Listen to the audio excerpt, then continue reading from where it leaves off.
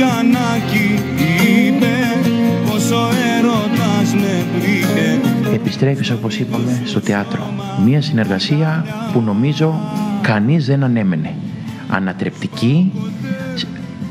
Για ανατρεπτική, μια χαρά, είναι μια απλή συνεργασία. Απλή συνεργασία. Συναντιούνται δύο παλιοί φίλοι. Δύσκολα γίνονται τόσο δυνατές συνεργασίες. Ο Καράς με το Σφακιανάκι, ο Σφακιανάκης με το Καρά. Δύο τεράστια ονόματα. Ο Καράς και ο Σφακιανάκης είναι δύο απλοί τραγουδιστές και μάλιστα λαϊκοί. Διαφορετικοί χαρακτήρες όμως, που έχουν βρει χημεία. Τώρα παιδιά να είναι διαφορετικοί χαρακτήρες. Λέει τι είναι Σφακιανάκη, μια χαρά παιδί είναι. Επειδή είναι λίγο ξύθιμος και εκδηλωτικός στις απόψεις του. Ξύθιμος δεν είναι. Σχολιάζει αυτά που βλέπει γύρω του. Μπορούν να το κάνουν όλοι. Έχουν τη δύναμη να το κάνουν, αυτό δεν νομίζω. Έμεινε το θέατρο 8 μήνες κλειστό και τώρα ανοίγει ξανά τις πύλες του και επιστρέφει σε ένα μαγαζί που πραγματικά έχει ζήσει μεγάλες δόξες μαζί σου. Παρακαλώ πολύ, εγώ το ξεκίνησα το θέατρο, εγώ ξεκίνησα από το Άμμος, εκεί πενταβερθήκαμε, εκεί κουραστήκαμε για να γίνει αυτό το μαγαζί. Και δεν επιτρέπω κανένα να μιλάει για το χώρο που δρώσαμε.